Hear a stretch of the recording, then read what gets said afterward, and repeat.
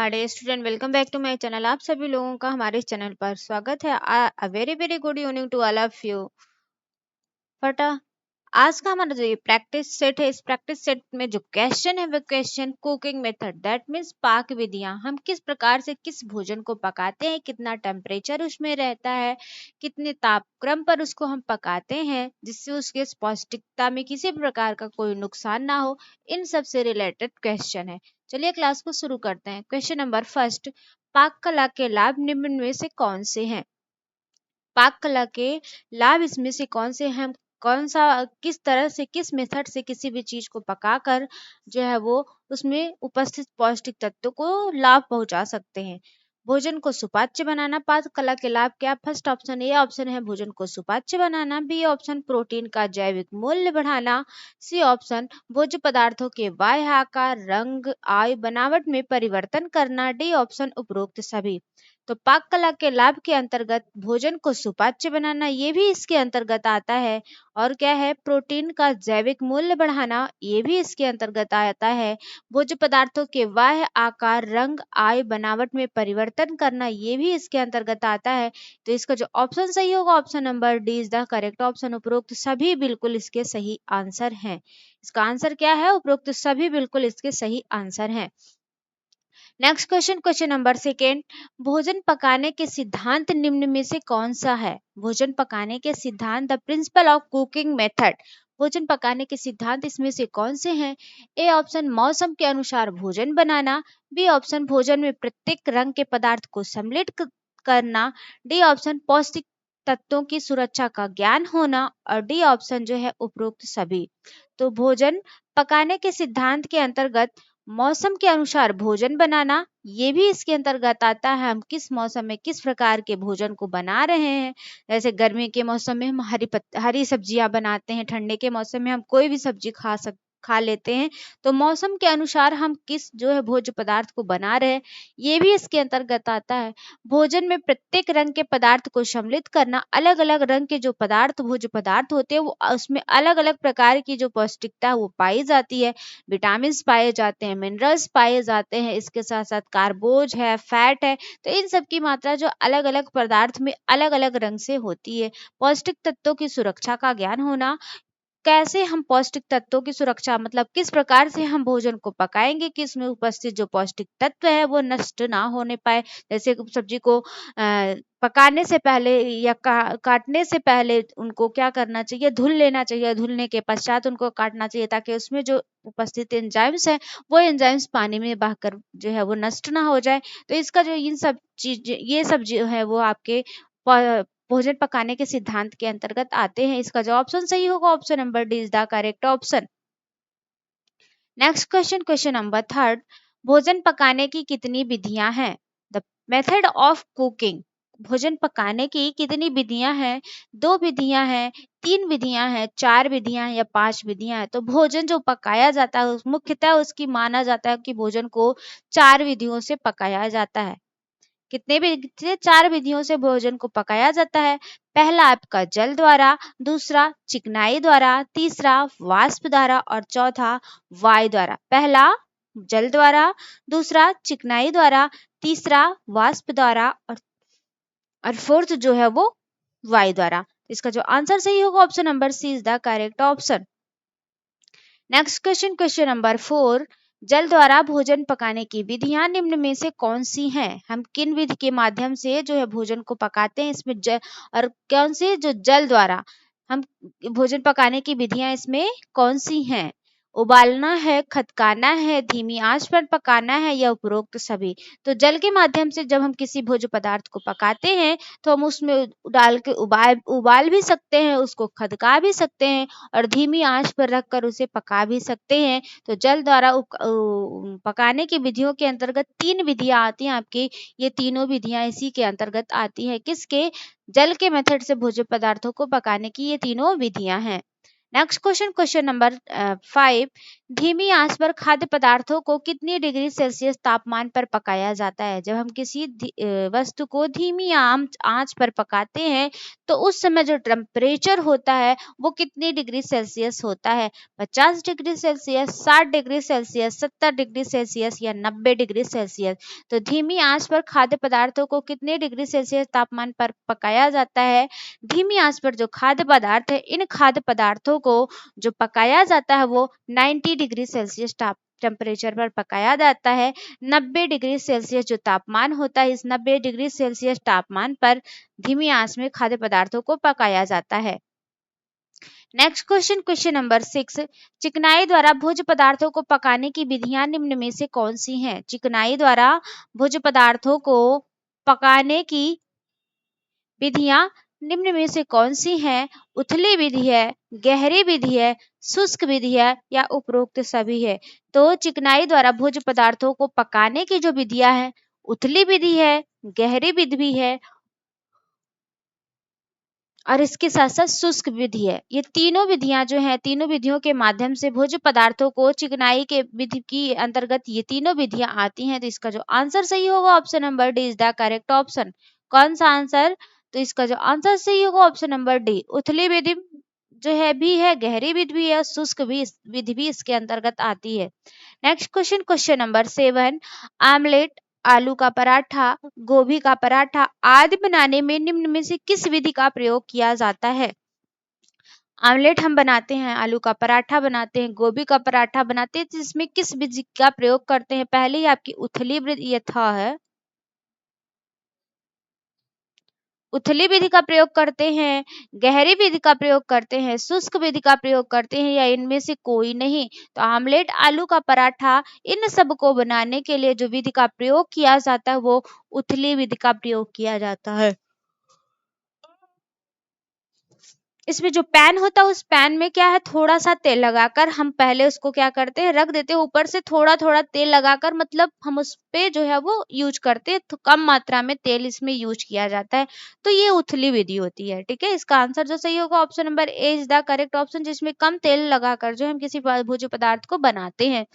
Next आपका गहरी विध। गहरी विध में जैसे हम समोसा होता है, टिकिया होते हैं या पकौड़ी होता है, इन सब चीजों को बनाते हैं तो डीप फ्राई करते हैं, उसमें ज्यादा तेल होता है और पूरे भोज्य पदार्थ को उसमें डुबो देते हैं। तो ये जो वो विधि होती है गहरी विधि में होती है। ठीक है, नेक्स्ट आपका क्या है, शुष्क विधि। शुष्क विधि में क्या है, जैसे ऐसे भोज्य पदार्थ जो क्या करते हैं, ड्राई होते हैं, जो ड्राई में उसको हम रोस्ट करते हैं, जब हम रोस्ट करते हैं, भूनते हैं, तो वो खुद ही क्या है, उनमें ऑयल होता है, फैट होता है, जो खुद ही क्या करते हैं, फैट को छोड़ देते हैं, छोड़ते रहते हैं और अच्छी तरह से भून जाते हैं।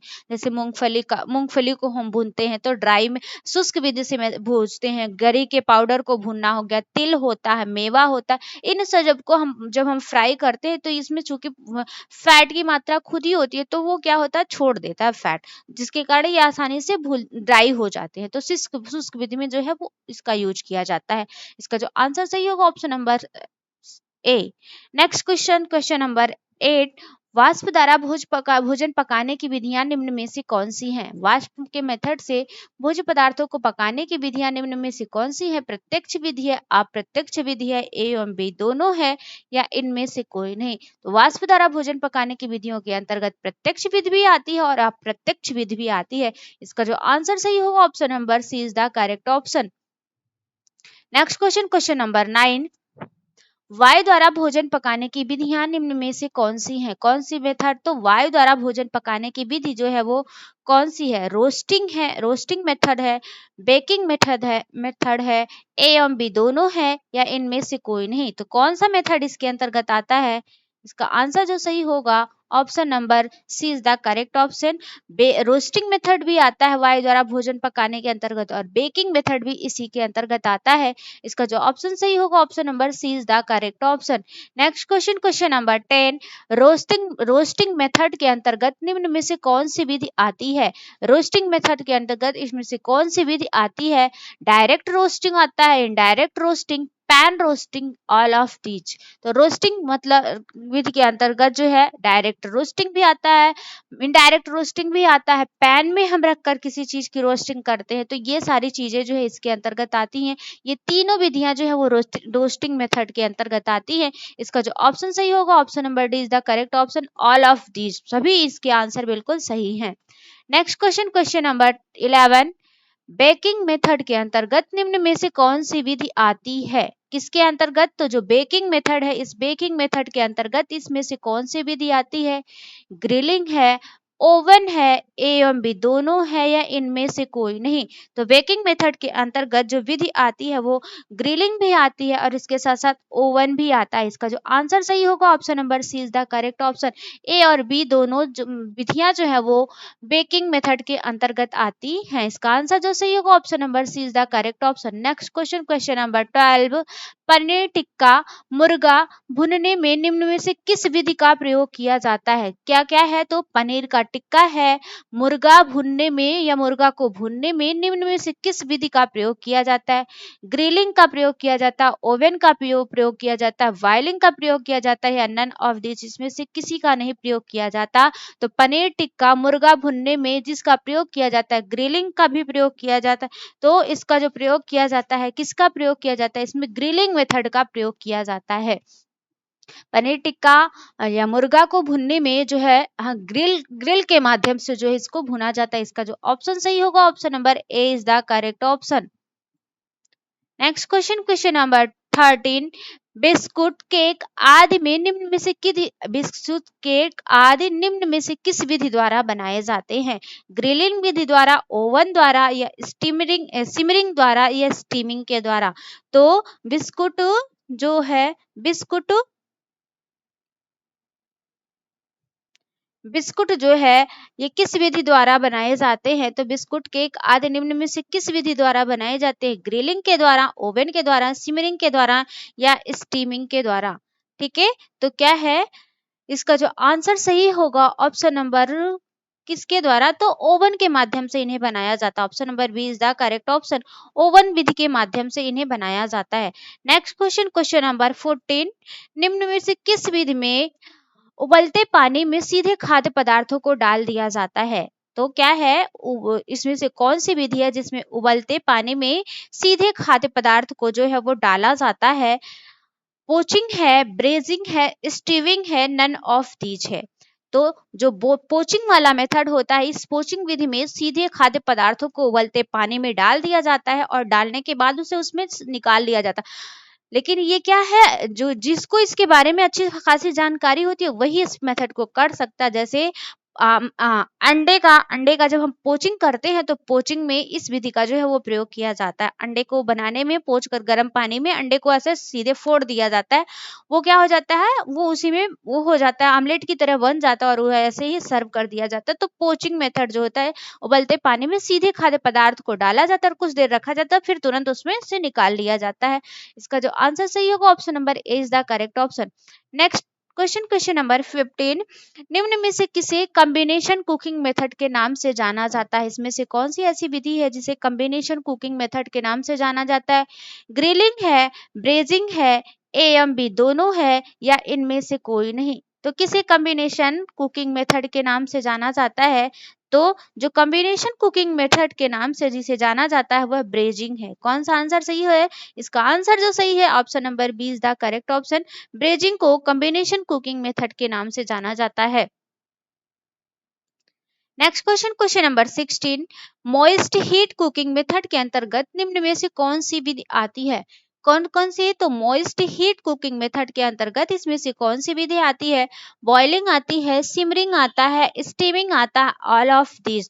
तो मॉइस्ट हीट कुकिंग मेथड के अंतर्गत जो विधि आती है, बॉइलिंग भी इसी के अंतर्गत आता है, सिमरिंग भी इसी के अंतर्गत आता है, स्टीमिंग भी इसी के अंतर्गत आता है। इसका जो आंसर सही होगा, option number D is the correct option, ये सभी जो है इसके अंतर्गत आते हैं। Next question, question number 17, dry heat cooking method के अंतर्गत निम्न में से कौन सी विधि आती है? कौन क्या है? तो ड्राई हीट कुकिंग मेथड के अंतर्गत इसमें से कौन सी विधि आती है? टोस्टिंग आता है, बेकिंग आता है, रोस्टिंग आता है, या ऑल ऑफ दीज? तो ड्राई हीट कुकिंग मेथड के अंतर्गत जो विधि आती है वो टोस्टिंग है, बेकिंग है, रोस्टिंग है, ऑल ऑफ दिस, इसका जो आंसर सही होगा option number D is the correct option. ये सारी विधियां जो है वो इसके अंतर्गत आती हैं। ड्राई हीट कुकिंग मेथड के अंतर्गत ये सारी विधियां आती हैं। नेक्स्ट क्वेश्चन, क्वेश्चन नंबर 18, अधपकी सब्जी का प्रयोग पाक क्रिया की किस विधि में किया जाता है? अधपकी सब्जी का प्रयोग पाक क्रिया की किस विधि में किया जाता है? रोस्टिंग में, ग्रिलिंग में, साउटिंग में या फ्राइंग में? तो जो साउटिंग मेथड होता है, इस साउटिंग मेथड में अधपकी सब्जी का प्रयोग करते हैं। जैसे हम अधपकी फ्राई राइस वगैरह बनाते हैं, फ्राई राइस बनाते हैं तो उसमें भी कुछ अधपकी सब्जियां डाली जाती है। चाउमीन बनाते हैं, पिज्जा बनाते हैं, बर्गर बनाते हैं, तो इन सब में जो है क्या है, अधपकी सब्जियों का प्रयोग किया जाता है। इसका जो आंसर सही होगा option number C is the correct option. Sauteing की प्रक्रिया में अधपकी सब्जियों का प्रयोग किया जाता है। Next question, question number 19, combination cooking method के अंतर्गत निम्न में से कौन आती है? या कौन सी विधि जो है कॉम्बिनेशन कुकिंग मेथड के अंतर्गत आती है? स्टीविंग है, रोस्टिंग है, रो ए है ROAS, रोस्टिंग है, ए एवं बी दोनों है, या इनमें से कोई नहीं? तो कॉम्बिनेशन कुकिंग मेथड के अंतर्गत इसमें से कौन सी विधि आती है? स्टीविंग, रोस्टिंग, ए एवं बी दोनों। तो इसका जो आंसर सही होगा option number C is the correct option. A एवं बी दोनों विधियां जो हैं किसके अंतर्गत आती हैं? तो कॉम्बिनेशन कुकिंग मेथड के अंतर्गत आती है। इसका जो ऑप्शन सही होगा option number C is the correct option. Next question, question number 20, पाक क्रिया के समय पोषक तत्वों के नष्ट होने के कारण निम्न में से कौन से हैं? पाक क्रिया के समय जो पोषक तत्व होते हैं, ये पोषक तत्व नष्ट होने के कारण इसमें निम्न में से कौन से हैं? बेकिंग सोडे का प्रयोग करना, भोज्य पदार्थों को बार बार चलाना, अतिरिक्त भूनना, या उपरोक्त सभी? तो पाक क्रिया के समय पोषक तत्वों के नष्ट होने के कारण जो है इसमें से कौन से हैं? बेकिंग सोडे का प्रयोग करना, भोज्य पदार्थों को बार बार चलाना, अतिरिक्त भूनना, या उपरोक्त सभी? इसका जो आंसर सही होगा option number D is the correct option. Baking soda के प्रयोग से भी भोज्य पदार्थ जो है वो नष्ट हो जाते हैं। भोज्य पदार्थों को बार बार अगर हम बनाते समय उन्हें बार बार चला रहे हैं तो भी उसमें जो है वो पौष्टिक तत्व उसके नष्ट हो जाते हैं। अगर किसी भोज्य पदार्थ को बहुत ज्यादा मात्रा में हम भून देते हैं तो भी उसमें उपस्थित जो पौष्टिक तत्व है वो नष्ट हो जाते हैं। इसका जो आंसर सही होगा option number D is the correct option. सारे आंसर इसके बिल्कुल सही है। ठीक है, तो ये रहा हमारा आज का पूरा का टॉपिक, पाक विधि, पाक क्रिया पर ये पूरा का टॉपिक था। नेक्स्ट सेक्शन में नए टॉपिक के साथ फिर मिलेंगे, तब तक के लिए thank you so much for watching this video. Take care, bye bye.